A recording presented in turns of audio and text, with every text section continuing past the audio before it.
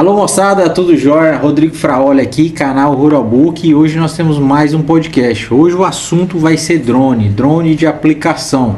Temos um parceiro nosso aqui, que é a Drone Pro, e hoje eu convidei Gustavo Tomasi, que é gerente de soluções da Drone Pro. E a gente vai poder estar conversando aqui sobre tecnologia, sobre informações sobre esse segmento e esse setor especificamente. Estou aqui com o Gustavo. Gustavo, muito bem-vindo, obrigado por estar aqui com a gente. Eu que agradeço a oportunidade, né? É muito bom poder estar aqui. Falar sobre drone acho que é uma paixão. É uma paixão, né? Eu falo que não corre sangue na veia, corre eletricidade, né? A gente gosta muito desses equipamentos. Mas o drone ele veio para ficar quando vieram os pequenos, né? Os de imagem. E o drone agrícola, quando ele também veio para ficar. Mas muita gente só vê o drone hoje, né? 2025. Eu vi que você é um apaixonado pelo drone. Você veio de onde? Parece que falou que você é de Santa Catarina. Isso, eu sou natural de Santa Catarina. Sim. Eu nasci em Brusque. Não trabalhei com o drone agrícola na região. Eu trabalhava no setor principal da cidade, que é a indústria têxtil. E depois eu migrei para energia solar, né? Trabalhei em energias renováveis. Lá eu conheci drone. Então eu trabalhei com drone de mapeamento, fazia mapeamentos de projetos e tudo mais. Sim. E posteriormente, já fazendo uma transição de carreira, eu busquei um treinamento em drones. E encontrei um treinamento em drone agrícola em Ribeirão Preto.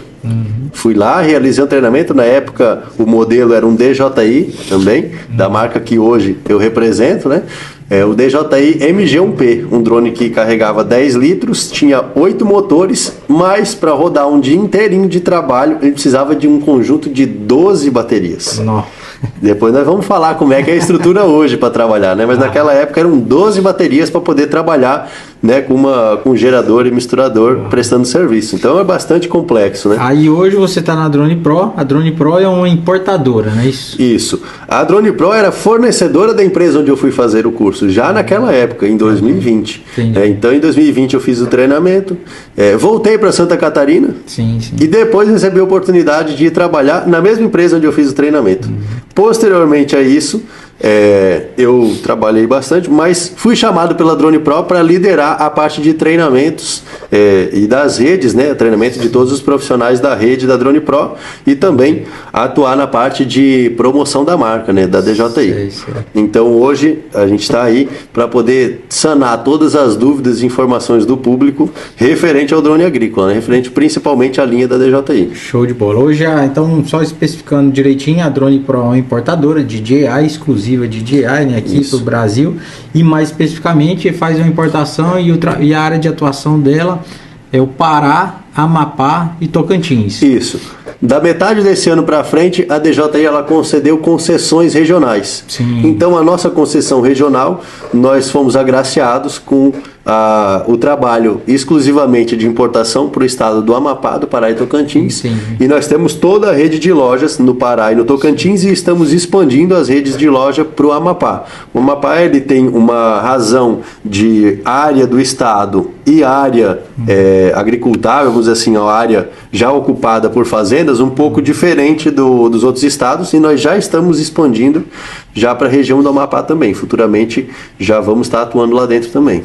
Então a Drone Pro é uma área, ela atua nessa região, e então a DJI foi e vamos supor, separou os meninos, né? Botou um para cá, outro para cá, e deu uma concessão assim, que aí hoje a Drone Pro pode atuar.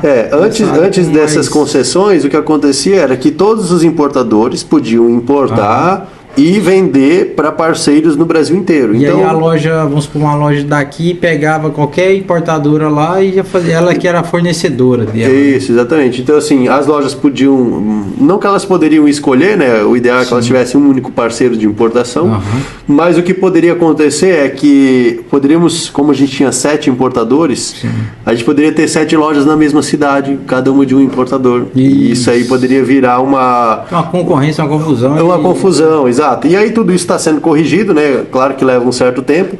Então, para corrigir isso, a fabricante lá na China, ela decidiu por dar concessões regionais, né?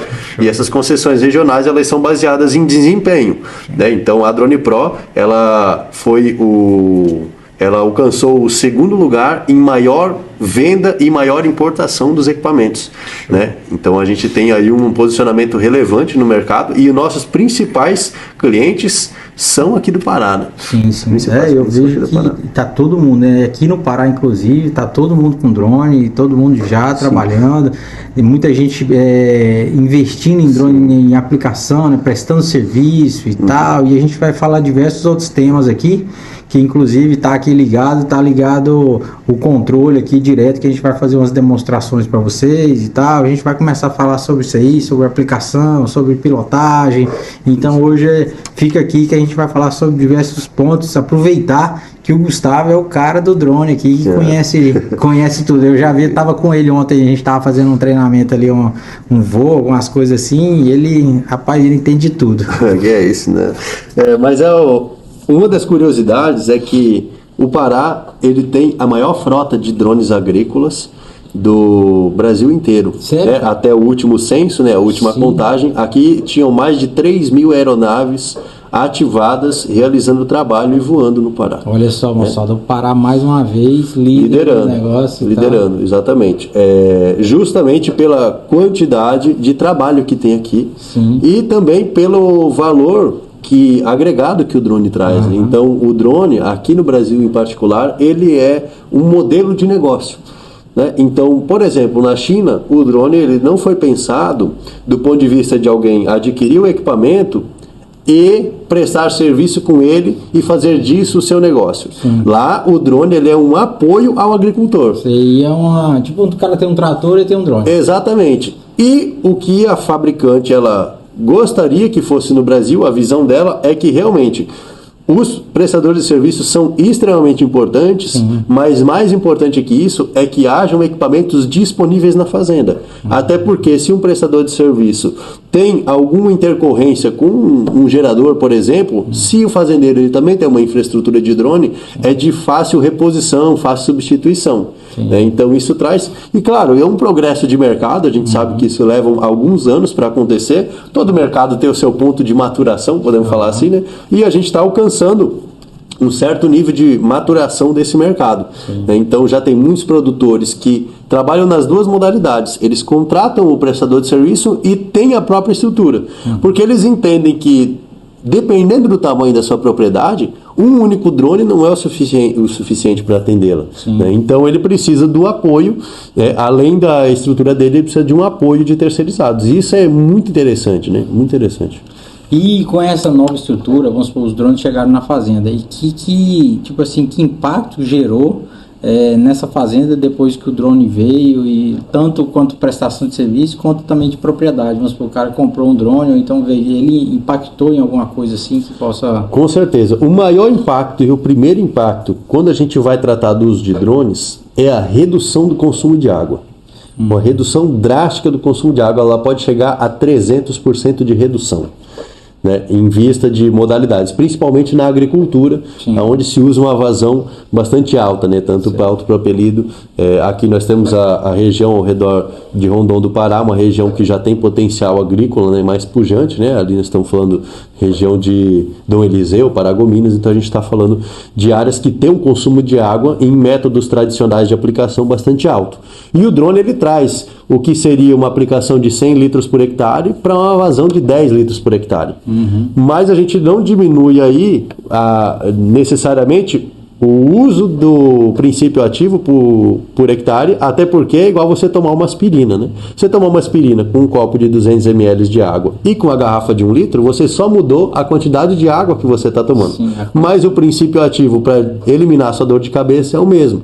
Na agricultura também funciona assim. A questão é que, claro, você também não vai engolir seco, né, aquele princípio ativo. Então, o drone ele vem para reduzir essa quantidade de consumo de água, né, principalmente. E o impacto na segurança, porque você tem vamos dizer assim, um único funcionário envolvido diretamente com o agroquímico, que ele é essencial que esteja, que é o o auxiliar do piloto, e como é uma aeronave remotamente pilotada, o piloto pode se manter a uma distância segura da aplicação. Sim. Seguro o suficiente para que ele não tenha nenhum tipo de contato com coisa. O drone, ele tem uma precisão maior do que o da pulverização. O autopropelido. Ele tem sim, tudo vai muito do operador e do planejamento, né? O drone é o que eu sempre falo para todos, né? O drone em si, ele não passa de um robô. Então, em um robô, ele só obedece. Faz o que você mandar. O drone ele não tem decisão própria, né? Hoje eles já têm um nível de autonomia, um nível de automação que permite eles desviarem de obstáculo, mas não permite eles escolherem o que eles vão aplicar. Eles aplicam o que o operador coloca neles e da forma que o operador planeja ele para fazer aquilo, né? Escolher a altura, escolher tudo. Exatamente. É o piloto que vai escolher isso aí tudo e deixar no Exatamente. programado. Quem dera nós tivéssemos drones vai lá e aplica. que fosse dessa forma. Você chega ali, cochicha no ouvido dele, preciso que você aplique tal produto ali para mim. E aí você só coloca o produto puro e ele faz. Mas eu não duvido não que um dia, alguma forma, vai acontecer, porque cada coisa que a gente nem imaginava hoje já tem. Existem metas de que se alcance isso. E a meta, vamos dizer assim, a gente já está falando, pessoal, aqui já são de equipamentos que não existem ainda, futuro, né? mas que já existe capacidade computacional para tal. Certo? Não existe a capacidade de hardware, não existe o hardware que faça a aplicação. Mas muita atenção, pessoal, a capacidade computacional já existe.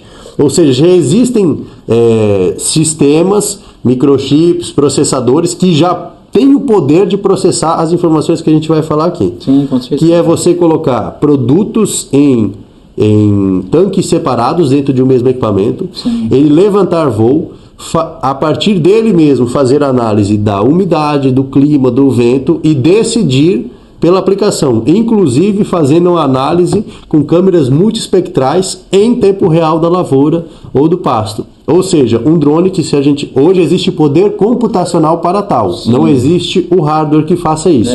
Mas um drone que ele levanta voo e você fala, analise esta área. Ele faz um voo de mapeamento, ele pousa, você troca a bateria, coloca os produtos e depois de ele mapear e processar, ele vai em pontos específicos colocar o produto. Ou seja, você tem um pasto que tem algumas juqueiras espalhadas, em vez de você pulverizar a área total, você faz o drone criar o mapa dela, ele lê as informações e ele decide onde ele vai aplicar. Nós estamos falando de 10 a 15 anos de distância disso. Aí, mas tchau, agrônomo. 10 anos atrás nós não tínhamos drone, não é verdade? É isso, Então nós estamos falando de 10 a 15 anos. Cara, as tecnologias estão mudando rápido demais, é de um dia para o outro. Exato. O que um trator levou 15 a 20 anos para poder ser modificado e atualizado, um drone ele leva 5. Sim. Entende? Em avanço do mesmo equipamento, ter funções diferentes. Hoje os drones levantam carga. Entende? Levantam carga. Então já são atividades que você consegue realizar. Isso aí é verdade. E hoje, o que mudou dos primeiros drones? Você falou que há 10 anos não tinha drone e tal, o negócio estava muito rápido e tal, mas já teve uma evolução muito grande, né? O que mudou drasticamente, assim? O que já tem de tecnologia que no começo não tinha? Certo. Hoje, os drones, principalmente a gente vai falar dos agrícolas, né? Sim. O que foi melhorado neles foi a capacidade de distribuir de forma precisa os líquidos, então a precisão de leitura de como a cauda passa pelo sistema hidráulico do drone, mas muito mais do que isso, a consciência situacional, a consciência ambiental do drone, do local onde ele está inserido. É aqui que você falou, né, do futuro, mas ele já está começando a sintonizar o que está acontecendo. Exato. Aqui, né? Então ele já está começando a perceber o ambiente ao redor dele, exatamente. Ele consegue já perceber então, hoje relevo, de obstáculo e tal. Os drones mais avançados hoje, a gente tem o T100, ele usa o sistema laser de detecção. Então lembra, eu comentei com você ontem, sensores ativos e passivos, sim, né? Sim. Então radares são sistemas ativos, LiDARs, que são esses sistemas a laser, ele é um radar, só que em vez de usar onda de rádio, ele usa luz, né? Uma luz não visível pra gente. Ele faz uma leitura do ambiente. Ele basicamente lê com uma precisão milimétrica o que tem ao redor dele e permite ele tomar decisão. Porque ele sabe que tem um fio, tem uma árvore, uma copa de árvore, e ele desenha isso na sua tela, para você entender também como é. E ele te avisa que ele vai tomar aquela decisão de desvio. Hoje os drones já conseguem fazer isso. eles já conseguem trabalhar dessa forma, né? De entregar uma segurança por si, entende? Sem depender muito do operador para que ele esteja seguro. Mas, lembrando, né, na nossa legislação, não pode realizar um voo 100% autônomo. Qualquer equipamento não tripulado, ele precisa estar com um piloto fiscalizando a operação dele, mesmo que ela seja autônoma, ela tem que ser assistida por um operador. Sim, para orientar, dar o comando, né? Dar os comandos e intervir num momento específico, né? Hoje, quais culturas e quais situações o drone é mais eficiente? Existe uma solução indispensável? Não, para essa solução aqui é indispensável o drone, só vai se for drone. Certo. Existem muitas pesquisas hoje já, então no passado nós não tínhamos, era muito escasso de pesquisa sobre o drone. Sim. Hoje no Espírito Santo, no Mato Grosso, aqui no Pará mesmo, já tem pesquisas em desenvolvimento frente ao uso do drone. Hoje nós podemos falar que grãos, né? Então soja, milho, a pastagem principalmente. Hoje nós não falamos que o drone é indispensável na pastagem, mas o drone ele trouxe a agilidade que faltava na pastagem. Sim. Justamente pela característica da pastagem, ela não necessariamente ser plana, né? Então o que menos vemos é pastagens planas, porque aquelas áreas as áreas planas, relevo, né? As áreas planas é o que acontece. Como elas aceitam a mecanização muito fácil, o proprietário ele vai optar por culturas que deem uma rentabilidade maior frente ao investimento da mecanização. Sim. Então, se compensa mecanizar a área, ele vai optar por plantios mecanizados. Sim. Então, ele vai partir para uma soja, para um milho, algo nesse sentido, né? Já as áreas de maior morro, onde a parte de mecanização de plantio, colheita, não consegue atingir, a gente opta pelo pasto, porque é uma forma de transformar aquela área improdutiva numa área produtiva, né? De trazer resultado financeiro. E o drone ele entra justamente nessa questão, né? Você tem aí uma máquina de 7 toneladas que está pulverizando mais 3 toneladas nas costas dela, são 3.000 litros, e aí você está manobrando em locais que o ângulo ultrapassa 45 graus, você pode tombar aquela máquina, quebrar o implemento, e o drone, como ele não tem contato com o solo, ele acompanha o solo, então você pode estar realizando as aplicações de forma mais segura, vamos dizer assim, né? E distante do risco de acidente, né? Falando em economia, hoje o drone economiza em que e quanto? Vamos supor assim, ele economiza em... Você falou que em água foi o primeiro ponto que economiza, e no próprio produto também ele consegue economia também. Né? Por que a gente fala que o drone também consegue economizar no produto? Porque você faz uma aplicação mais eficiente do produto. Uhum. Então, alguns agrônomos... na hora de fazer o receituário, quando ele sabe que vai ser aplicado por drone, ele já altera bem pouquinho a dose do produto, porque ele sabe que a eficiência da aplicação do drone é maior, então aquelas moléculas elas vão chegar lá e vão fazer melhor o efeito que elas fariam no método tradicional de aplicação. Sim. Obviamente que tudo vai de como é preparado a cauda, né? Tudo isso precisa ser observado, mas hoje nós já temos agrônomos que já consideram, quando vai ser aplicado com o drone, umas doses diferentes. O principal do drone, o produto, ele requer estudos de viabilidade e estudos de resultado para poder bater o martelo que aquele produto que era usado 1,5 litro por hectare, agora com 1,2 litro por hectare ele tem o mesmo efeito se aplicado por drone. Uhum. Não existem estudos que comprovem isso, né? Muitas empresas que produzem os agroquímicos estão investindo nessas pesquisas para lançar produtos dedicados ao drone agrícola, específicos à aplicação aérea por drone. Sim. Já para poder ter esse diferencial, né? Um produto diferencial de mercado. Mas a principal redução é quando você tira a parte do trator, né? Quando você tira o trabalho do trator. Você elimina um pouco do desperdício, né? Porque o trator acaba tendo um desperdício, joga aqui, sai ali. No caso da agricultura, o pisoteamento, não tem uma regulagem muito precisa, né? E tal. Então acaba que porque hoje tem as taxas variáveis e tal, não sei o que, mas acaba que ainda tem um desperdício, né? Isso. Quando a gente fala de maquinário pesado, maquinário diesel, maquinário pesado, nós estamos falando de custo com lubrificação, custo com óleo diesel, o custo de translado, porque a hora que esvaziar o tanque de pulverização, esse trator ninguém vai lá abastecer ele lá onde ele está. E se for para 3.000 litros, tem que ir um caminhão-pipa. Também vai gastar óleo diesel. Então, quando você tem que retornar com ele, às vezes 1 km, 1,2 km, abastecer, voltar esse 1,2 km, né, para poder fazer a aplicação, tudo dependendo do planejamento e da complexidade da área. Então você tem um acúmulo de gasto de óleo diesel, né, que é uma das reduções que o drone traz, né? O drone, se você for utilizar um gerador a diesel, você vai consumir uma fração do que gasta de óleo diesel numa operação de trator, né? Mesmo que você tenha um gerador a diesel, né, numa infraestrutura de pulverização. Sobre a pilotagem, o operador, ele vamos supor, um cara de iniciante e tal, ele consegue aprender rápido, é uma estrutura, é um modelo fácil de aprender, isso aí qualquer um aprende, tem uma dinâmica mais fácil de aprender? Vamos lá, a fábrica, ela tornou o sistema, né, todo esse visual que a gente falou aqui, sim, extremamente intuitivo. Então, por exemplo, o princípio de pilotagem do equipamento, de operação dele, as características de voo dele se assemelham muito a drones de pequeno porte, drones de imagem. Então, por exemplo, você já pilota drone. Sim, eu tenho drone de imagem e tal. A parte de movimentação de um drone agrícola, você dominaria 100% em questão de poucas horas de treinamento. Falando da movimentação do drone agrícola.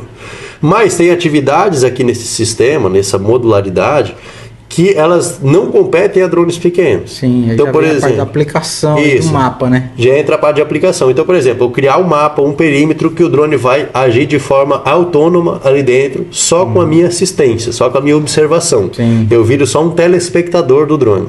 Entende? Então, quando a gente entra nessa modalidade, as minhas habilidades de pilotagem, elas já têm que estar adquiridas previamente, para que as minhas habilidades analíticas da operação, elas estejam em vigor. Então, o que eu viro quando eu não preciso movimentar o drone? Quando ele está operando a aplicação de forma autônoma. Eu viro um fiscal da operação. Eu analiso se ele está mantendo a altura adequada, eu analiso se ele está voando na velocidade programada, se ele está transitando na faixa, na largura de faixa que eu determinei para ele, se ele está voando dentro da área que eu determinei para ele voar, e se ele está desviando dos obstáculos que eu disse para ele que estavam ali. Ou seja, eu praticamente não preciso manipular o equipamento, eu preciso fiscalizar o equipamento. Sim. Então, quando a gente vai para a parte de fiscalização, a gente sabe e tem a noção de que existem pré-requisitos que o drone tem que atender. Qualquer ponto que ele saia fora desse pré-requisito, eu tenho que interromper a operação, pousar o equipamento e ver o que está acontecendo, justamente para poder fazer a correção adequada, né? Fazer uma análise, a correção adequada. Então, nesse ponto, pilotar o equipamento, digamos que qualquer um consegue fazer. Agora, se responsabilizar e tornar uma aplicação algo eficiente, né? Sair do jogar um produto químico para realizar uma aplicação agrícola, sim, aí a gente está falando de uma série de complexidades de conhecimentos que precisam ser trazidos para esse piloto. E para resolver esse problema, o Ministério da Agricultura declarou, através da portaria 298, em 2021, sim, que o operador ou alguma pessoa envolvida presencialmente na operação do drone agrícola precisa ter um treinamento chamado CAAR, né, o Curso de Aplicação Aeroagrícola Remota. E ele é obrigatório. Isso aí é um brevet do cara. Não podemos falar que é um brevet, é uma licença de responsabilização por aplicação aérea remotamente pilotada. Certo? Então, ou auxiliar. Não pode comparar muito com piloto de aeronave, que são muito bravos, né? Isso, lá o comandante não gosta, né? Os comandantes do. E agora é piloto, tá? Agora é comandante e piloto agora. Isso. E o CAAR, ele é uma modalidade em que o foco do conhecimento dele é o uso correto do defensivo. Sim. Tem no escopo, né, na estrutura dos cursos de CAAR, informações sobre legislação e uso do drone agrícola, o uso prático do drone agrícola, mas o foco do CAAR, ele deveria ser, então, para quem busca um CAAR, tem que buscar um CAAR que ele foque e dê o seu enfoque nisso, o uso adequado dos agroquímicos frente ao drone, frente ao seu uso no drone agrícola. Sim. Certo? O piloto, ele pode agregar a função de aplicador, mas o auxiliar dentro da operação também pode agregar essa função. Na verdade, o ideal é que quem tenha o CAAR é quem lida diretamente com o agroquímico. Sim. Porque eu tenho um piloto que ele entende muito de como a mistura acontece, mas na verdade ele tem que se preocupar com o drone operando, e não é ele que está fazendo a cauda. Aqui eu tenho uma disparidade de função. eu tenho uma pessoa extremamente talentosa para fazer o que é o objetivo de um drone de pulverização, Sim. que é realizar a aplicação agrícola, mas ele está preocupado em o equipamento se manter voando. A gente tem aí uma disparidade. E normalmente a equipe que compõe uma equipe de aplicação são duas pessoas. Geralmente duas pessoas, fazer... no máximo um supervisor, né? A gente vai ter aí em conjunto com eles, que é um apoio logístico, né? Então eu preciso buscar gasolina para um gerador, eu preciso buscar algum tipo de agroquímico ou algum adjuvante que é necessário naquela aplicação, naquela etapa da aplicação específica, ele faz esse translado para que a equipe não pare a operação em campo. Então, mas uma pessoa que fica presencialmente em campo precisa ter o CAR, ou o piloto, ou o auxiliar, ou os dois. Hoje, por uma questão de redundância, a maioria das empresas, fazendas e prestadores de serviço, eles optam por ter as duas pessoas com o CAR. Sim. Entende? Justamente na China, você tem mais conhecimento que eu, mas na China existe também esquema de gerador, tudo, ou não? Eles pegam mais bateria, vai lá, faz a aplicação, volta, carrega aqui em casa, com energia também. Certo. Ou como é que é o esquema lá? Você fez uma ótima pergunta. Essa pergunta é excelente, todo mundo tem essa dúvida. Na China, a gente tem que entender o país China como uma grande empresa. Sim. Então a China, ela tem tomadas de decisão que elas tangem muito mais do que o cotidiano das pessoas. Então lá, quando ali por meados de 94 teve uma reforma agrária, depois nos anos 2000, 2007, até 2007 teve uma reestruturação da agricultura, e aí lá nós temos um investimento muito pujante de praticamente 20 anos atrás.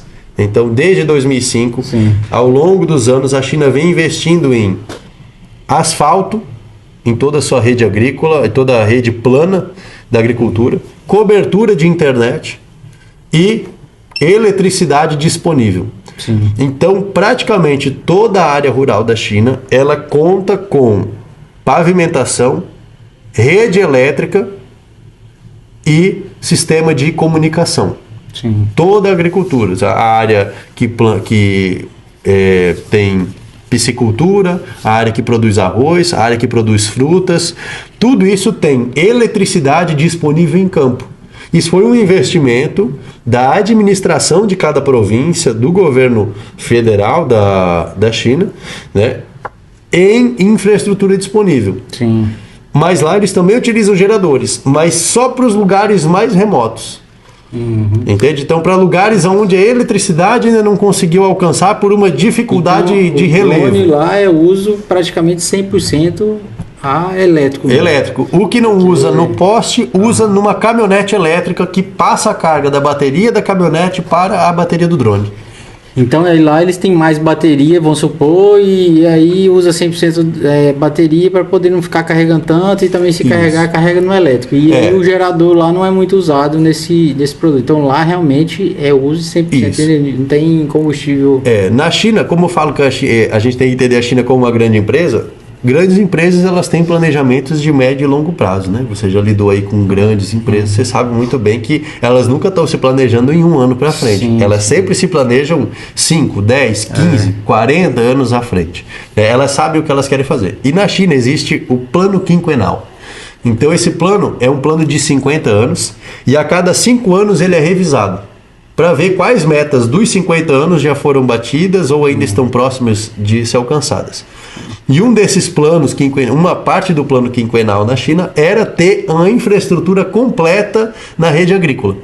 Então, tem vários setores e tudo mais, e eles alcançaram isso. Para que esse plano existe? Para diminuir a dependência da China do consumo de combustíveis fósseis e do consumo, dependência da exploração de petróleo.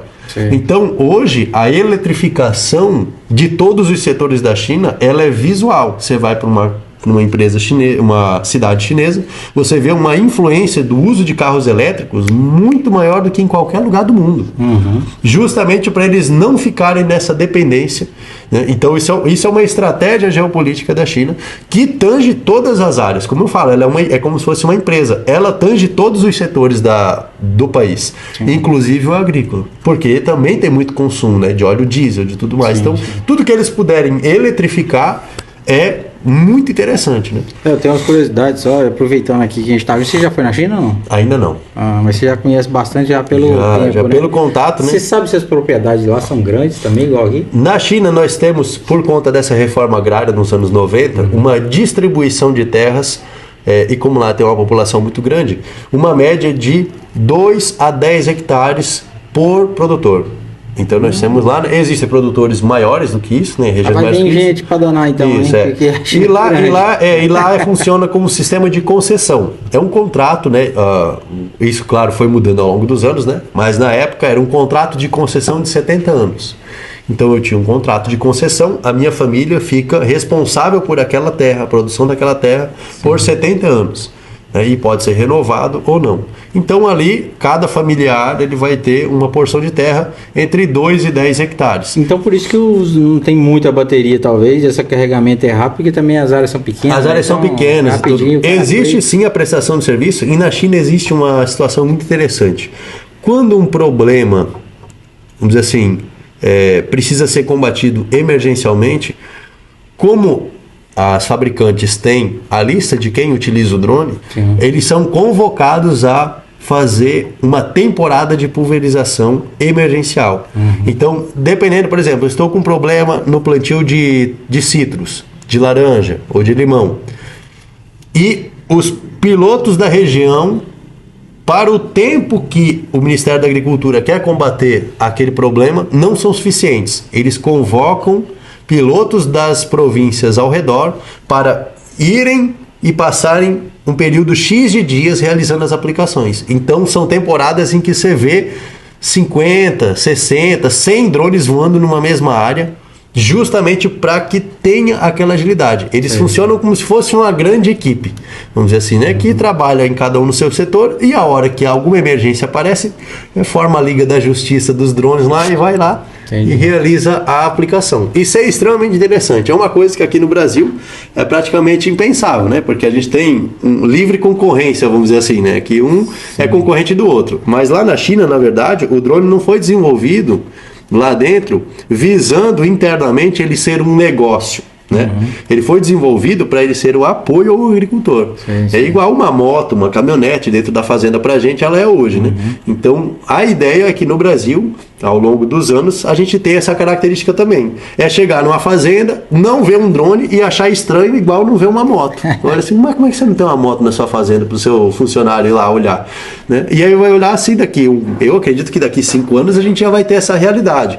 Chegar numa fazenda, eu não vejo seu drone. Você não tem um drone, não? Eu já pensei na nossa propriedade vamos supor, rapaz, eu acho que um drone aqui daria certo, mas eu pensei justamente nisso, cara, no sentido de ser um equipamento igual um trator lá, porque eu pego ali, como a área, pega ali, vou fazer o pastagem e tal, eu mesmo vou lá e tal, faço a área e volto, guarda ele, limpa e tal, e guarda ele.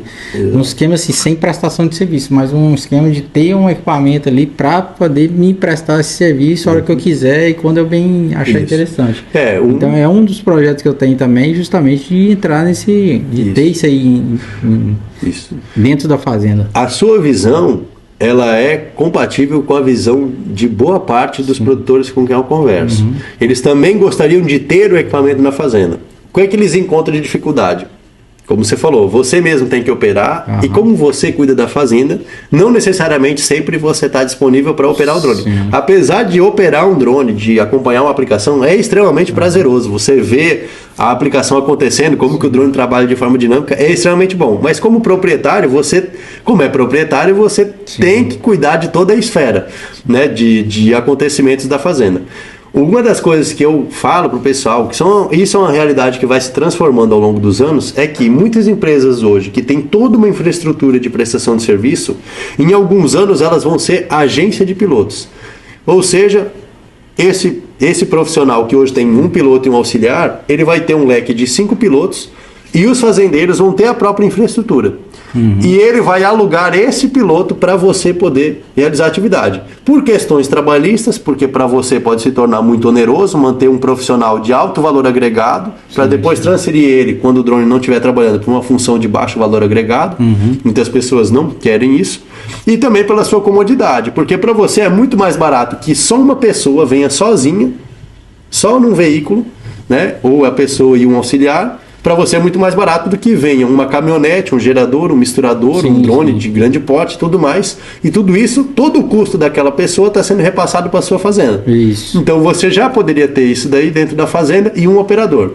No futuro, e eu acredito que nesse futuro é para os próximos 5 anos, nós vamos ter várias empresas de prestação de serviço virando agências de pilotos.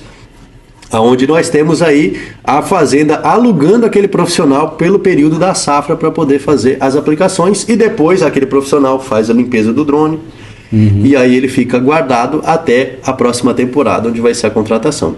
Claro que nós estamos buscando outras atividades para o drone para ele atuar na entre-safra, para que o drone não fique parado, ele não vire, você olha para o drone naquele período ali e fala, não, isso aqui está parado demais, eu vou me livrar. Não, a gente quer que o drone tenha uso fora da safra também. A função de levantamento de carga, ela é uma das apostas que pode trazer o uso para o drone, independente da época do ano. Porque toda hora você precisa de algum transporte, uma logística de curto alcance, alguma coisa. Aproveitando aqui, gente, vocês estão vendo, o Gustavo é uma enciclopédia do drone aqui, da parte do drone. Uma questão é o seguinte, como que está funcionando a questão de regulamentação, de documentação e liberação para voo, se existe uma liberação para voo, esse tipo de coisa seguinte, porque hoje você pega a rota de avião, você chega, liga passa um rádio lá para a base onde você vai, tô querendo chegar a tal hora, assim, assado e tal, e vai. E também aeroporto maior, você pede uma liberação para decolagem, quero decolar a tal hora, tem condição, ele já faz a escala lá certinha, né? E o drone já tem isso aí, algumas propriedades, alguma região mais próxima à cidade, como é que funciona essa regulamentação de certo? A regulamentação do drone, ela não tem essa...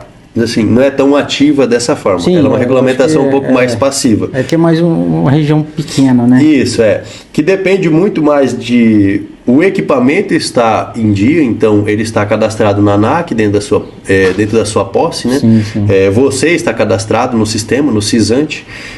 Você tem que ter todas as liberações dos órgãos ambientais, né? De esfera federal, estadual, municipal, certo? Você precisa ter a homologação, no caso esses equipamentos já são homologados para trabalhar pela Anatel, mas você precisa do selo da Anatel de que o seu equipamento está trabalhando e homologado em conformidade com a transmissão de radiofrequência entre eles, certo? Então você tem Anatel, ANAC, CISANTE, aí a SEMA, o órgão, a esfera federal, estadual e municipal do órgão de meio ambiente, IBAMA também, dependendo da região que precisa, né? E aí o Ministério da Agricultura, que você vai ter o CAAR e o Ministério da Agricultura para você fazer o reporte do teu relatório de aplicação, né? Mensal. Então você faz mensalmente, olha, trabalhei em tal área, aqui tá a área, esse aqui foi o mapa, foi o que foi aplicado, tudo mais. Isso aí hoje são as regulamentações que tangem o drone, né?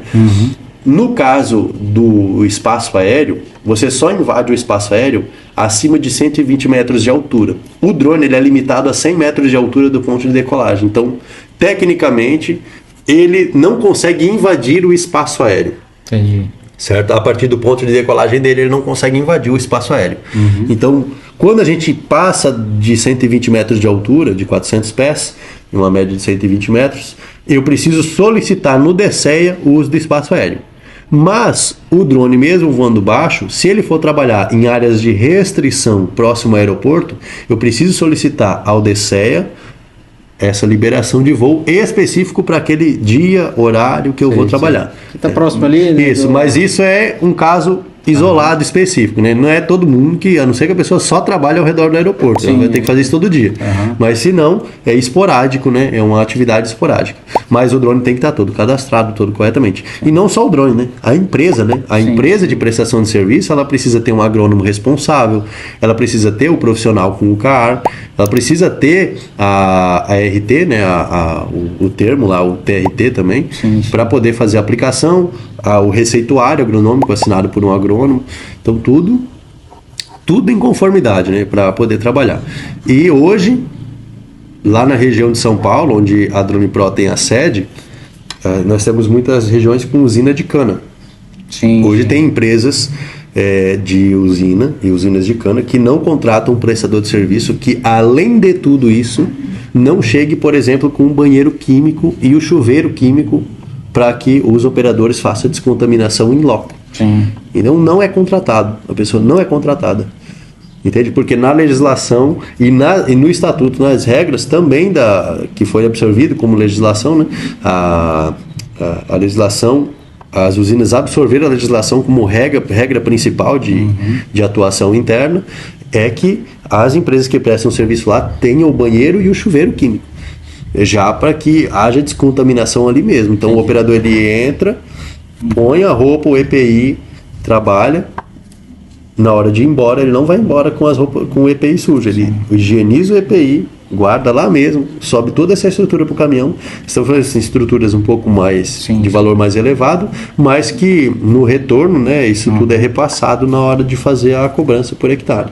E hoje, quando a gente entra em cobrança de valor por hectare, valor por alqueire, a gente toca num vespeiro, né? Quando a gente vai falar assim, né, toca num vespeiro, porque tudo isso envolve, né, o que determina o preço do hectare, né? Muita gente se pergunta, né? Mas, Gustavo, por que uma pessoa cobra R$120 o hectare e o outro cara está cobrando R$60 o hectare? Né? Todos aí são empresários, cada um tem a noção do seu custo e tal, e alguns não. Alguns não fazem a conta. Só para poder fazer birra mesmo. Isso. Eu falo que existem, em qualquer negócio, em qualquer esfera de trabalho, existem todo tipo de personalidade trabalhando. Existem personalidades que prezam pela produtividade, existem personalidades que elas prezam pelo resultado de eficiência, e tem personalidades, pessoas, né, que prezam pelo alcance.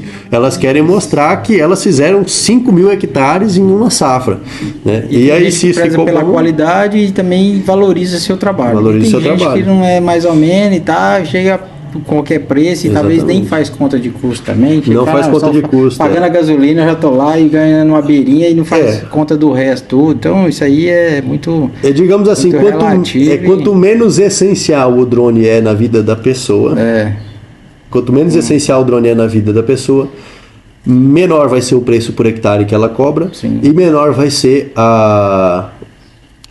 o apreço dela pelo resultado da aplicação. Isso aí, para você produtor que está aí buscando um prestador de serviço, analise exatamente esse perfil num prestador. Se o drone é essencial para a vida dele ou não. Se não for essencial para a vida dele, você já entendeu por que o preço está mais baixo, porque ele está justificado. Quando algo depende, a pessoa depende daquilo para pôr o pão na mesa, naturalmente ela vai se dedicar mais para fazer aquilo. Né? Isso aí eu acho que em todas as atividades. Em todas as atividades do mundo que você for imaginar é assim. Verdade. E no drone não é diferente. Deixa eu te perguntar, a Drone Pro, vamos falar da empresa agora, da Drone Pro e tal. Comprei o drone dela lá. Comprei o drone zero e tal. O que eu recebo da Drone Pro em termos de suporte, de treinamento, de assistência técnica? E até mesmo como é que funciona esse pós-venda, assim, o que eu recebo geral? Pronto, a hierarquia de funcionamento do drone agrícola, do uso, do conceito de compra do drone agrícola, ela é a seguinte: temos a fábrica, nós temos os dealers são importadores oficiais. A Drone Pro é uma? É um dealer. E a gente tem a rede de subdealers, que são as revendas oficiais. Quando você, consumidor final, compra um drone, você compra de um subdealer. Certo. Então a gente fornece para esse subdealer. A Drone Pro ela não vende para o cliente final. Não vendemos para o cliente final. Nós só fazemos o business to business, né? Então a gente faz empresas para empresas, né? Então você quer abrir uma loja, a gente fornece para você. Então nós temos toda uma rede, né, cerca aí de 80, se não me engano, 85 lojas ou mais, já dentro de toda a região, Amapá, Pará e Tocantins. E dentro disso a gente fornece para eles, além do drone, baterias e todos os acessórios e peças, a gente fornece também os treinamentos das equipes. Certo? Então esse treinamento de equipe... E essas 85 lojas, eles dão treinamento para essa turma. Treinamento para essa turma, para eles estarem preparados para vender o drone, consertar o drone, vender alguma peça, abrir um caso de garantia. Casos de garantia que não conseguem ser resolvidos dentro do nosso subdealer, coisas que são mais avançadas, elas migram para São Paulo para a gente poder resolver lá em São Paulo, onde nós temos técnicos com um nível de formação e nível de experiência maior para resolver casos complexos. Então, assim, o seu drone, você comprou de um subdealer, mas ele está amparado pelo dealer. Né? Ele está em segundo nível, ele está amparado pelo dealer. A Drone Pro, ela está ali na... Ela está ali, ela é o suporte por fora ali. Isso aí, ela é o santo para quem o pessoal reza, vamos falar assim, né? Então ela está ali cuidando de toda aquela esfera, né? Então, aqui nas nossas regiões nós temos as complexidades que são regionais, a complexidade logística por conta das estradas, toda a rede de transporte, né? A complexidade também de mão de obra, a gente sabe que aqui no Pará tem muita mão de obra disponível, né? A questão é você conseguir encontrar os profissionais e qualificar eles no tempo necessário. Então, existe muita gente para trabalhar em todo o estado aqui, mas a gente precisa de tempo para qualificar essas pessoas e elas atuarem de forma qualificada já dentro do ecossistema, né? De venda e de revendas. Então, é bem interessante isso.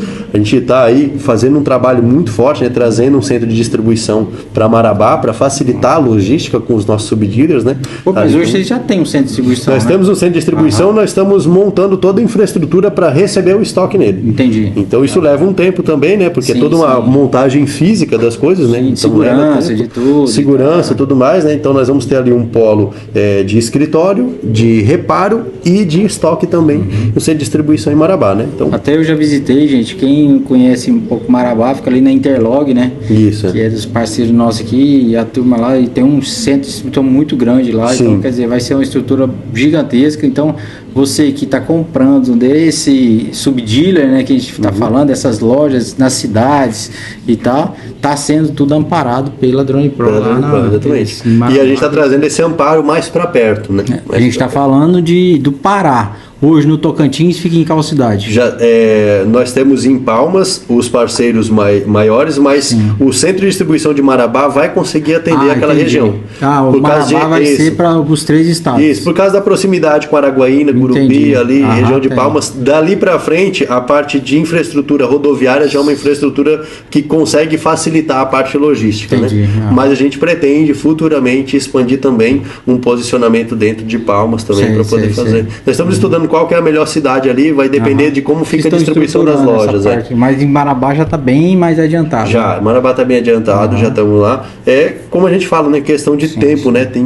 Não é do dia para a noite, né? Com certeza. Eu gostaria de estalar os dedos e ter as coisas prontas, seria muito bom. Se a gente conseguisse, eu já ia fazer isso agora. Isso aí, mas não, precisa de tempo para as coisas se concretizarem, né? Certo.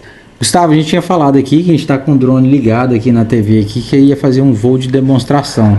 Bora mostrar para a turma aqui o que a gente pode fazer. O que eu consigo demonstrar aqui é a elaboração de um mapa, né? Então a gente pode pegar uma área aqui, né? Nós estamos na cidade, né? De Rondon. Então a gente pode pegar uma determinada área aqui. Eu vou simular como se a gente tivesse caminhado, né? Então eu vou pegar aqui um pasto mais bem definido. Aqui tem uma área boa aqui, assim, isso aqui, ó. Certo, aqui. Um pasto mais bem definido. Aqui, isso. Aqui, como eu não estou lá no campo caminhando, então aqui eu vou adicionar os pontos através de um retículo. E isso aqui é o não recomendado para ser feito em campo se eu estou disponível para caminhar com o controle remoto lá. Entendi. Essa imagem, ela tem um desvio de posicionamento em relação à realidade. Então, quando eu for lá com o controle remoto, eu marquei aqui em cima dessa cerca o ponto roxo. Quando eu chegar lá, o meu ponto de localização pode aparecer aqui. Sim. Então, quer dizer que esse ponto roxo deveria estar aqui, porque eu estou com o controle aqui em cima. Entendi. Então, eu posso ter um deslocamento de imagem. Por isso que não é recomendado que se faça o mapa pela imagem de satélite. Certo. As formas de fazer o mapa, eu posso te mandar um KML da área. Aqui dentro desse sistema, ele não aceita... Ele aceita um único tipo de arquivo, shapefile. Que aí eu faço esse processamento de um drone de imagem, um drone fotográfico, crio esse processamento em outros softwares e aí transfiro em shapefile para cá, isso utilizando software de terceiros. Mas a DJI tem o DJI Terra e o Smart Farm Web, que são softwares e nuvens de processamento que emitem um arquivo chamado DJI Title, que é um arquivo que vem direto, ele é um arquivo nativo da DJI, é uma extensão proprietária dela. Tão proprietária que quando eu trago um shapefile, o controle converte o shapefile em um arquivo DJI Title. Entendi. E esse arquivo eu posso usar em qualquer geração de drone agrícola. Se eu quiser baixar num controle do MG1P lá de 2018, eu posso voar o MG1P num mapa desse. E se eu quiser pegar um mapa lá do MG1P, ele é atemporal, ele é transgeracional. o mapa. Sim. Então eu tenho mapas na minha conta pessoal da DJI que foram feitos com a MG1P lá em Ribeirão Preto, que se eu for com esse equipamento, o T70P, lá em Ribeirão Preto, eu consigo voar esse mapa hoje, num T70P. Nós estamos falando de 2020 para 2025, um mapa que foi feito 5 anos atrás. Sim. Né? Então é possível fazer dessa... Tem essa transgeracionalidade. Certo. Aí a outra forma é em loco. Ir em loco. Aí em loco eu posso utilizar... Mas em loco, vamos supor, eu preciso eu mesmo estar nos 4 pontos? Sim, você vai caminhar com... Se você for fazer com o controle remoto, você vai caminhar os 4 pontos, vai caminhar os 4 cantos, se for uma área quadrada, ou você pode utilizar a própria aeronave. Então eu posso voar o drone, sim, e ele fazer esse trajeto. Retículo é o que você está fazendo aqui agora. Isso. Controlador é o controle remoto. E deslocando lá, Isso. você mesmo com o controle fazer isso aqui. Isso. E a aeronave é quando eu decolo e vou lá na... Exatamente, quando eu vou voar o drone, o equipamento. Certo. Então aqui, não faço isso em casa, né? Como fala o pessoal. Então, ela vai falar, né? Então a narração já em português. Já. Aqui nós podemos trazer aqui para baixo. E para a direita aí. Aí tem um canto aí.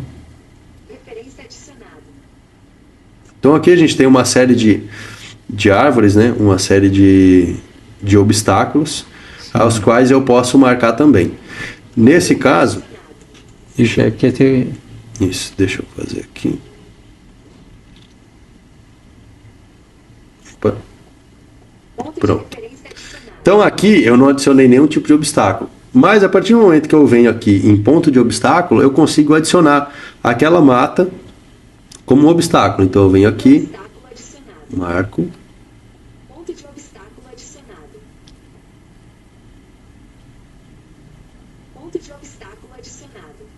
E ela fala aqui, em português, né? Isso, ela já fala em português. Então aqui eu poderia, claro, né? Poderia fazer um adicionamento de pontos aqui para poder aproveitar, melhorar, mas aqui é só exemplificando mesmo, né? Então sim, eu poderia marcar, por exemplo, uma árvore em específico. Então eu posso vir aqui, eu faço uma marcação circular e aí você vê que o próprio software já desvia o drone daquela operação ali, daquele obstáculo. Cara, muito show. E isso eu posso fazer a pé, igual eu estou fazendo aqui, simultaneamente. Então aqui eu tô fazendo simultâneo, eu estou criando obstáculo e criando a missão em conjunto. Certo, Eu poderia caminhar primeiro por todos os obstáculos e depois percorrer o perímetro, dependendo da quantidade, né? Só que aqui, aí você me pergunta, Gustavo, quando que eu vou marcar os obstáculos? Quando eles estiverem na altura de voo escolhida para a aplicação. Então, por exemplo, eu tenho uma área de pasto em que eu tenho muitas árvores, eu tenho mais de 150 árvores, mas a maioria delas está abaixo dos 4 metros. E a minha altura de aplicação, ela vai ser 8 ou 9 metros. Um laranjal, por exemplo. Eu não preciso marcar todas aquelas árvores, eu marco todas as que ultrapassam a altura, certo, e que elas vão fazer a atividade. Mas hoje, esses equipamentos, o T70P e o T100, você não precisa marcar mais. Com 60 metros de distância, ele detecta o objeto, ele faz o cálculo de desvio e você que escolhe, dependendo do tipo de leitura que você quer e desvio que ele faça, se ele vai desviar pela lateral do obstáculo ou se ele vai desviar por cima. Mas ele que faz isso. Você que escolhe como ele faz isso e ele faz sozinho. Ele chega, quando fica ali a 30 metros do objeto, existe uma linha em realidade aumentada que mostra que a linha irá passar por dentro do obstáculo. Ela começa a ficar de verde, ela fica amarela e ela começa a subir. E aí o drone passa por cima ou ele passa pela lateral. É ele quem decide fazer isso. E depois que ele passa, ele mostra aqui no controle um ponto exatamente assim. Assim, e ele te pergunta, você quer adicionar isso como obstáculo? Aí você fala sim, e ele já deixa aquele obstáculo marcado. Na linha de volta já tem um desvio sem ele precisar ler o obstáculo. Entendi. Ele já cria isso sozinho. Hoje nós chegamos nesse nível de tecnologia. Chegamos. Se mora em cidade pequena tem disso, propaga, escassou. Propaganda é tranquilo, acontece. Né? Então aqui, ó, nós já temos já vou definir o mapa aqui. Mas aí ele fez um mapa de voo, plano de voo deles total aí já. Aqui já é um plano total. Aí aqui o que nós temos? Nós temos a área de campo, 33,39 hectares, certo, lá no canto. E o volume pulverizado vai depender da taxa de aplicação. Então, por exemplo, aqui eu estou com 30 litros por hectare. né? Sim. Com 30 litros por hectare. Eu geralmente vou trabalhar de 10 a 12 litros por hectare, até 15 litros por hectare. Ele já joga Ele já mudou. 383 final. 383, exatamente. Se eu jogar para 10, vai ser... Fluxo de 2,7 litros por minuto. Isso, por minuto, mas aqui a velocidade de 18 km por hora. Certo. Então, se eu jogar ele para voar a 72 km por hora, que seria a velocidade máxima de aplicação, então ele já vai aqui, ó, operações de alta velocidade, certifique-se que o drone esteja acima de 5 metros de altura. Mas isso aí é normal, esse 72 km por hora? 72 km por hora é a velocidade máxima do equipamento de aplicação. Certo, mas normalmente uma média... Normalmente o pessoal vai trabalhar entre 36 e 50. Né? Agora, nesses drones que ultrapassam 36 km por hora, o pessoal trabalha até 50, consegue trabalhar com uma velocidade interessante e uma aplicação fica interessante também. Né? Aqui a altura acima das culturas, e ela não é a altura do chão, ela é a altura da superfície que está embaixo do drone. Coincidentemente, no pasto é o chão. Mas quando a gente fala de, por exemplo, uma plantação de laranja, é a copa das árvores. Sim. Então ele vai manter a altura em relação à copa das árvores. Né? Então aqui no caso eu posso colocar a 5 metros de altura ou 6 metros de altura. E aqui o espaçamento da rota, que é a largura da faixa que o drone vai fazer. Então é aqui que eu decido quantas linhas que o mapa vai gerar aqui dentro. Então, por exemplo, eu quero fazer 10 metros de faixa nesse equipamento. Já diminuiu as faixas. E já diminuiu o número de faixas. Né? Aqui ele não vai dar pra gente, o tempo que ele vai realizar essa atividade. Diferente de outros modelos de drone, que são os drones de inspeção industrial e os drones de imagem, que te dão o tempo de voo. Por que ele não dá o tempo de voo? Você consegue adivinhar o porquê? Não. Porque o peso do drone é variável. Sim, ele começa a pesar, depois vai diminuindo. Isso. Né? E as rajadas de vento, quando o drone está pesado e ele está com peso variável, elas tiram mais ou menos tempo de voo. Sim. Entende? Então, por exemplo, ele está voando a 50 km por hora numa direção, uma rajada de 10 km por hora com ele vazio, tira uma porcentagem da bateria. Com ele cheio, tira outra porcentagem da bateria. Aquela correção, né? Porque o drone tem que se manter naquela linha de aplicação. A gente tem bombas que estão sugando energia, tem os bicos que estão sugando energia da bateria, os motores do drone, os sensores do drone, a CPU do drone, né? O computador que processa as informações, tudo isso daí seguindo as atividades, né? Seguindo o processamento. E hoje os drones, ele faz vamos supor, como é que funciona em termos de vento e tal? Ele trabalha normalmente? Ele consegue trabalhar. Quem deve se preocupar com o vento não é o drone, é o operador por conta da deriva, né? Principalmente quando você trabalha com herbicida e com culturas não é nem próximas. Questão do drone em si, mas não. do produto, o drone, da aplicação lá no final, né? O drone ele suporta 6 metros por segundo de vento lateral. Isso dá em torno aí de 18 km por hora, um pouco mais. Sei. Então rajadas até 20 km por hora de vento, o drone dá. Só que para aplicação, 10 km por hora já é o limite de vento através, né? De vento lateral. Já para aplicação, isso. não para o drone. Então quer dizer, o drone ele suporta o dobro do que é o limite do coisa, né? Com 20 km por hora de vento é que o drone começa a sentir dificuldade de se manter no lugar. Ele vai ter que parar não pelo drone, mas pela pulverização. Pela pulverização, porque se você aplicar, a não sei que você quer aplicar aqui na sua fazenda, mas vai prestar o serviço pro vizinho, né? Daqui da sua fazenda. Mas não, nós aplicamos aqui, né? Mas aí por fim acabou lá em Marabá, né? O produto. Então, é fato. Então tem que tomar esse cuidado. Mas aqui a gente vê, né? Se eu substituir essa faixa por uma faixa de 1,5 metro, uma faixa de 1,5 metros, você vai ver que o mapa fica praticamente todo amarelo. Sim, porque é um em cima do outro. Exato, é uma faixa em cima do outro. Você vê a flexibilidade que um drone desse pode trazer. Sim. Por envergadura, uma faixa mínima dele, ela gira em torno de 3 a 4 metros.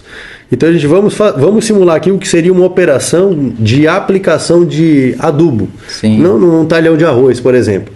Então o adubo lá na China eles jogam cerca de aqui em quilos, né? Digamos que a gente tivesse com um distribuidor de sólidos, a gente estaria jogando aqui 150 quilos por hectare.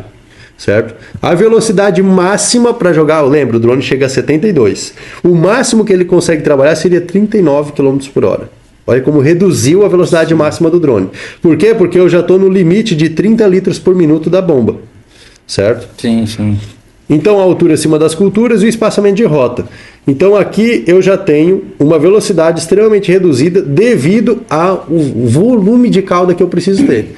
Você percebe que a limitação do drone, ela não está ligada ao equipamento tanto em si, ela está ligada ao limite de vazão da bomba. Sim. Que ela atualmente é 30 litros por minuto. 30 litros por minuto, uma mangueira de jardim com a torneira aberta não alcança ainda. O drone, se você alimentar o drone com uma mangueira de jardim, nessa vazão ele esvazia o tanque mais rápido do que a mangueira enche o tanque. Certo. Você não consegue manter o tanque enchendo enquanto isso, porque é muita vazão, né? É muito alto. Falando em tanque e tal, e como ele tem um mapa de aplicação aqui. E como é que ele também vê que está acabando o líquido, o produto, para poder voltar para carregar? Você monta uma base de apoio e tal, e ele volta, como é que... Isso. Aqui eu monto uma base de apoio. Sim. E ele vai me dar informações. Na parte superior, agora o drone não está conectado, mas eu vou ter informações de GPS, de bateria do drone, bateria do controle remoto, volume do tanque. Entendi. Né? Todas as informações. Toda a parte de telemetria ela aparece nessa região e nessa daqui. Sei. O drone ele me fala quanto que ele tem de cauda e em tempo real, e ele me dá aqui dentro do mapa um símbolo de tanque vazio, aonde ele presume que vai acabar o tanque. Então, conforme ele vai voando, ele percebe, ele vai deslocando esse ponto do tanque vazio ao longo da linha. Entendi. Já para ele te dizer assim, olha, eu tenho mais 2 linhas para fazer, eu tenho mais uma, eu estou na linha que vai acabar o tanque. E isso tudo para o piloto se planejar, porque às vezes compensa para o piloto, se a base dele é aqui embaixo, ele fazer uma ida, uma volta. E se o tanque vai acabar no final dessa ida, para ele compensa ele parar o equipamento, pousar aqui, porque ele tem um sistema de leitura inteligente. Ele não vai querer voltar lá na frente. Sim. Ele vai querer voltar aqui. Ou se ele está voltando, aplicando, aí você deixa ele vir aplicando até ele fazer a curva aqui na frente. Então, até ele fazer a transição de faixa. Então, para isso, eu posso ir deslocando minha base em pontos estratégicos ao longo da missão, para que eu mantenha o drone sempre próximo das linhas onde ele vai começar. Entendi. E ele tem um sistema de leitura, é o próprio controle que induz o drone a fazer isso. Sei. Né? E você toma a decisão caso ela fica mais cabível. Né? Então, o drone ele começa no ponto verde, termina no ponto laranja, e aqui no caso ele está fazendo algumas atividades, ele transita para o final, e aí ele vai fazendo essa aplicação. E eu posso escolher se o drone começa aqui, se ele começa aqui, se ele vai começar aqui no canto. Eu que escolho essa possibilidade, né? Eu posso segmentar essas áreas, por exemplo, eu não quero fazer ela inteira, eu quero dividir ela no meio. Eu também posso. Eu posso dividir essa área no meio, né? Basta eu sair aqui, escolher, e eu posso dividir ela. Olha como é simples, eu divido a área, né? Adiciono um ponto aqui, outro aqui, e eu dividi a área. Certo. A Vou fazer facilidade. uma pergunta besta aqui. Você coloca aqui, as linhas estão assim. Sim. E ele fez automático isso aqui. Isso, ele considerou que é o melhor sentido de voo. Mas, isso é que e se o meu vento tiver assim também? Eu não posso voar a favor e contra o vento com o drone. Eu sempre tenho que voar de vento travessa. Entendi. Porque eu tenho uma pré-determinação de deriva, né? Eu já posso calcular como que vai ser a deriva. Porque se eu vou contra e a favor do vento, na linha que eu for contra, eu perco 10% de bateria. Na linha que eu vim a favor, eu perco 2% de bateria. Sim. E a minha faixa, ela expande demais contra o vento e fecha demais com o vento a favor. Então, quando eu faço través, né, o vento través, eu tenho que observar, e quem observa isso é o operador em campo. Se o vento está assim, eu posso pulverizar dessa forma, até 45 graus ao vento é interessante. Sim. Agora, se o vento está a favor do drone, eu tenho que vir, eu tenho que modificar essas linhas. Então você vai ver que tem um pontinho amarelo aqui, eu vou pegar ele, e eu consigo ajustar as linhas de forma... Entendi. De forma que eu consiga. Aqui no caso ele já criou um desvio, lá para os cantos, mas eu posso vir aqui e eu posso modificar de 1 em 1 grau o tanto que eu quero para que o drone faça a aplicação. Tá vendo? Show. Aí eu ajusto aqui as linhas da forma que eu quiser. Entendi. Ele vem fazendo isso. Esse vento então é na hora que eu vou ter que decidir lá o que eu quero fazer. Exatamente. Aqui, E aqui ele trabalha, o que ele faz? Então a gente vê os desvios, né? Como que ele faz o desvio das árvores, bem certinho. Ele vai fazer. E aqui também no final o desvio da área. Outra coisa curiosa que eu tenho nessas missões chama área de não pulverização. Eu posso escolher uma área aqui dentro que eu não quero que o drone jogue o produto químico. Então olha que interessante isso. Eu posso vir aqui, ó, você tá vendo? Área sem aplicação. Eu posso criar uma área aqui dentro que o drone não vai aplicar. Então, ó, eu vou adicionar aqui, vou fazer um retângulo aqui dentro. Digamos que eu tenho um tanque de água aqui dentro. Sim. E eu não quero que caia o produto químico. E eu também não quero fazer 4 mapas ao redor dele. Se você for olhar aqui, ó.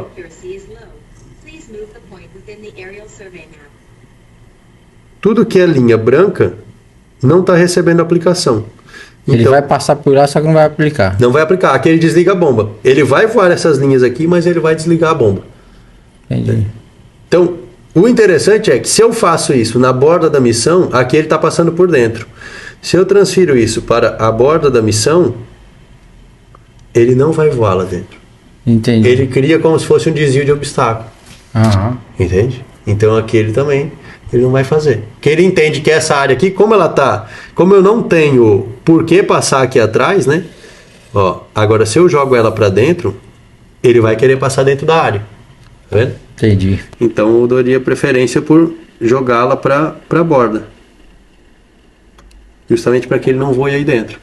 O controle, você já percebeu que o drone em si não é o segredo do negócio. O negócio é aqui. O negócio é compreender como comandá-lo, né? Quanto mais bem elaborado um mapa desse aqui for feito, for planejado, mais bem elaborado ele vai ser executado. Com mais detalhes ele é executado. Então é interessante também que o piloto ele já faça uma como é que fala, uma análise de risco, de o que vai acontecer, onde e tal, para não chegar de uma vez lá e chegar a aplicar. Isso. Antes do drone entrar na área, o piloto ele tem que ter consciência total de como é aquela área. Isso serve para qualquer quesito na aviação, né? Sim, com certeza.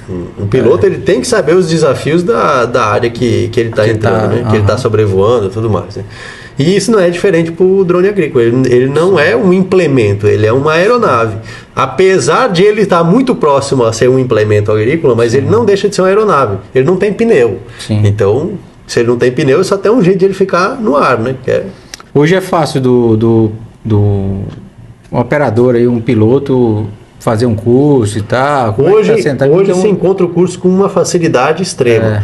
Né, de todo tipo de curso. Todo tipo de curso. O que seria um bom treinamento de operação de drone agrícola? Cursos que não misturam as atividades. Então, por exemplo, você tem cursos que são focados em operação do drone. Então, hoje você tem aí empresas que vendem treinamentos mais genéricos. Olha, aprenda como operar drones, de modo geral. Aí ela vai explicar a legislação, tá correto. Vai explicar a regulamentação do drone, tá correto. Vai explicar a estrutura de um drone, que ele tem motores, que ele tem braços e tudo mais. Vai explicar que o controle remoto você consegue pilotar ele, mas não vai te ensinar a trabalhar como o drone agrícola. Ela vai te falar exclusivamente do equipamento. É como se fosse uma entrega técnica premium. Entende?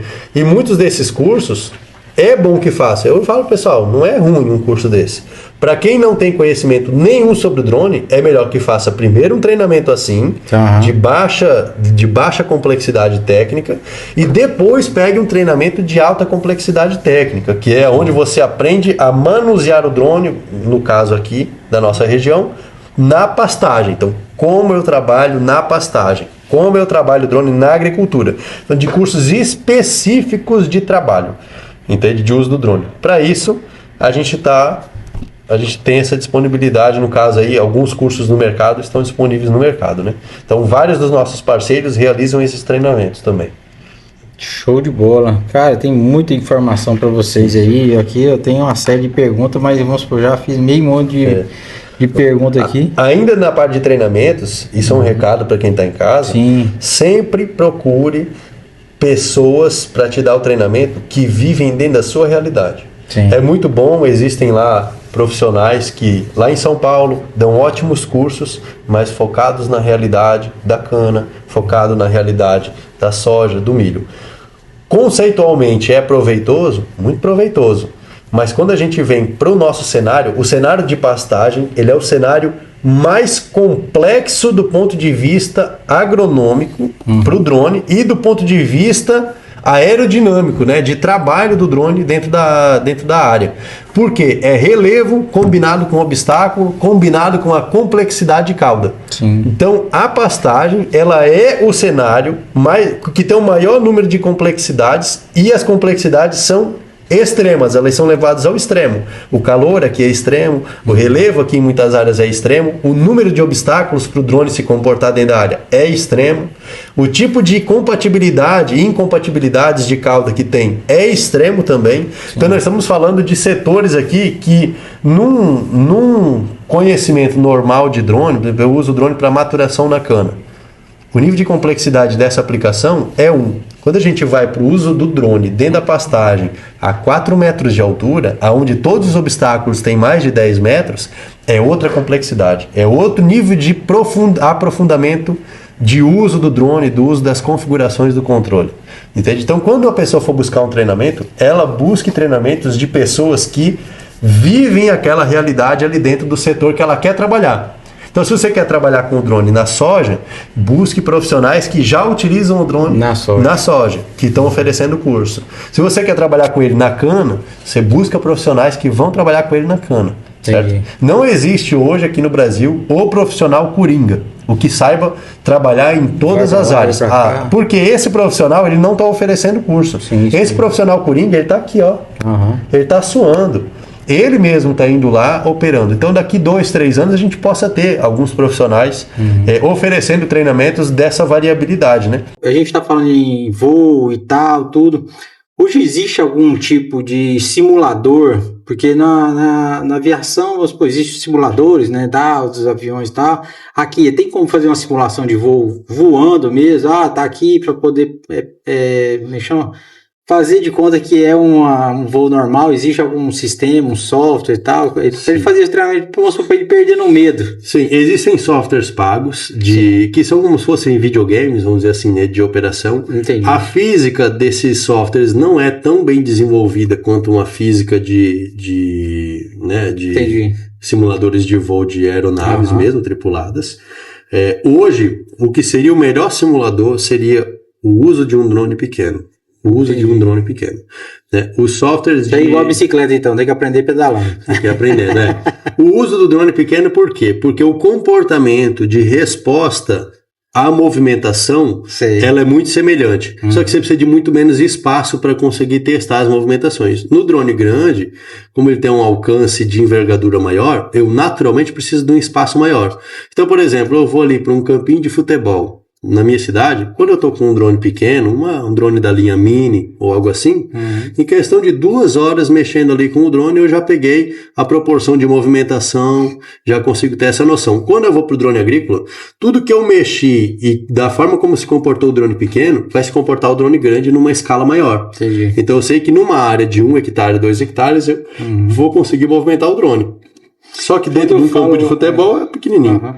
Quando eu falo mais em simulador, mas é o seguinte, justamente, voo e tal, saber tudo, mas em questão de líquido, em questão de ter que voltar porque tá acabando, isso, bateria, aí não tem coisa nesse sentido para poder o cara pegar. A simulação é na realidade.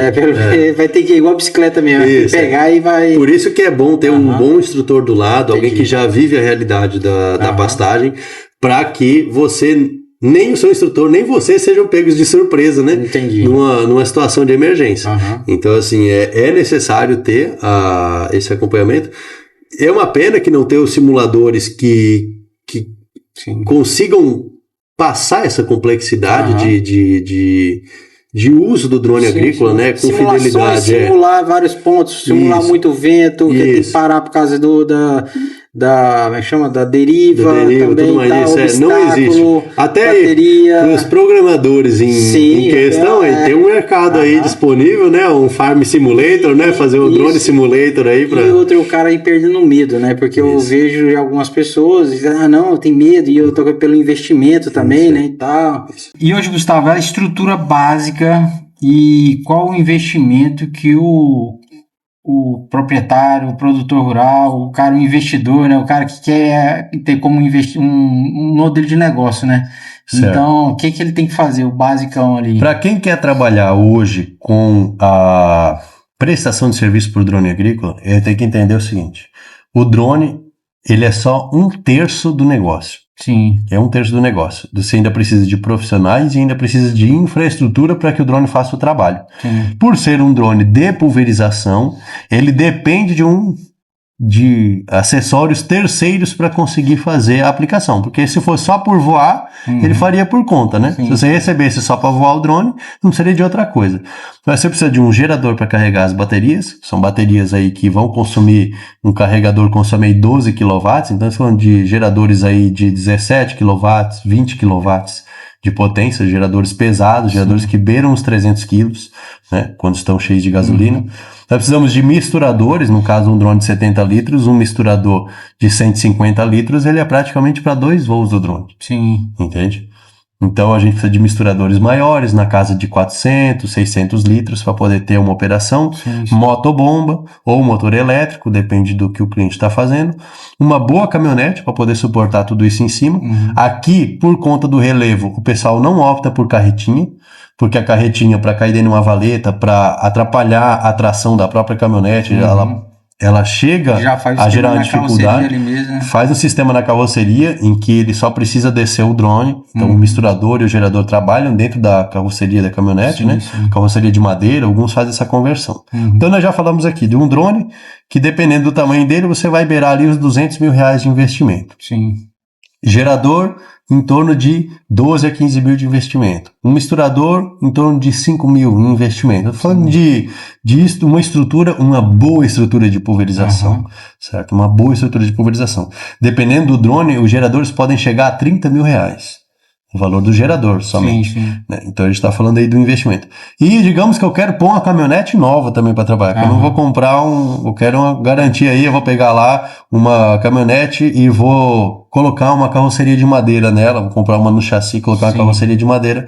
Eu estou falando aí de um investimento de mais ou menos uns 350 mil também só na caminhonete. Sim. Então, beirando para entrar no mercado de forma eficiente, com uma boa estrutura, 500 a 600 mil reais de investimento. Sim. Né, considerando que você vai fazer, inclusive, formações, né, treinamento, CAR, curso de piloto, entende? Então, toda essa parte. E eu coloco aí nesses 500 a 600 mil reais também um estoquezinho de peças sobressalente para você não ir desamparado para o campo. Sim. Tem as peças que mais, vamos supor, tem como trocar ali na hora, no momento, né, e tal, fazer um suporte e tal. Uma estrutura hoje 0 km para você poder trabalhar no drone, ela beira aí R$500 mil. Show de bola. R$1 milhão. Então, é um valor considerável, né? Com certeza, é um negocinho caro, né? Sim, né? Não é... Dá pra comprar o quê? Você tem noção aí de fazenda? Que tipo de trator você consegue comprar com R$500 mil aí? Dependendo do que você tem aí, sim. Né, de plantio pra fazer ou algo assim, você consegue... Muitas vezes vai só o trator, né? Mas aí você tem que comprar implemento tudo mais, você vai... Isso um tratorzinho básico, né? Porque hoje o trator não tá R$1 milhão, né? Tá. Mas é um tratorzinho básico, mas é só o trator também. E aí pronto, acabou. Aí a gente vê a comparação de investimentos, né? Na agricultura tem gente que está literalmente substituindo o pulverizador autopropelido pelo drone, né? Por quê? A gente está falando de um investimento de 2 milhões, 3 milhões de reais para um investimento de R$500 mil. E se você quiser caprichar muito, você faz aí R$700 mil de investimento para você ter um pouco mais de pessoas envolvidas, né? Mas você ter uma aplicação que tem 0 pisoteamento. Aí você vai, dependendo da safra, o preço da soja, compensa o drone só pelo preço da soja, não é nem economia de água, né? Sim. Só. E o pisoteio ele já tem um ganho em cima disso. 3% geralmente, né? Por hectare é 3%. Sim. E aí já tem um ganho disso aí. E ele está falando aí de 2 sacas, 1,5 saca por hectare, dependendo do preço que tiver a soja. Sim. A soja está baixa, mas o dia que subir, o cara começa a ganhar. Mas mesmo que o preço da soja esteja baixo, o diesel está alto. Então, se você diminui o consumo de diesel, você também consegue compensar isso. A água, a complexidade para você tirar uma outorga de uso de água é grande, então dependendo do que você precisa, o drone ele consegue te viabilizar essa atividade. Então a gente tem que olhar, não é só o custo, vamos dizer, muita gente fala, porque não pisoteia, né? A grande realidade é que é uma obrigação do drone não pisotear, né? Pela modalidade dele, né? Porque o avião, o helicóptero também não pisoteia, né? Mas a ideia é quais outras reduções você tem de custo para que você também agregue no payback do drone, ali naquele momento que ele vai retornar o valor que você investiu nele. Com certeza.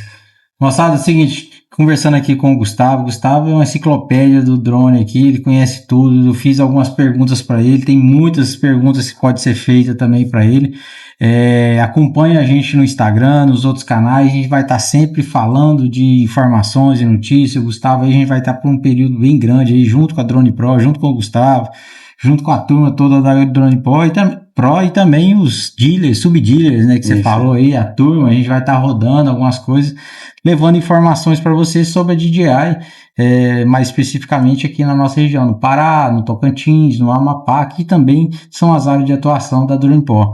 Drone Pro. É um trocadilho. Isso, trava-língua, né? É um trava-língua aqui. Trava-língua. Gustavo, muito obrigado aí, prazerzão te conhecer. A gente vai, com certeza, eu vou explorar mais algumas informações para você aí. Estamos aí, eu que agradeço, né, o convite, é sensacional aí poder falar, eu amo falar sobre drone, né, eu vivo isso Deu pra perceber.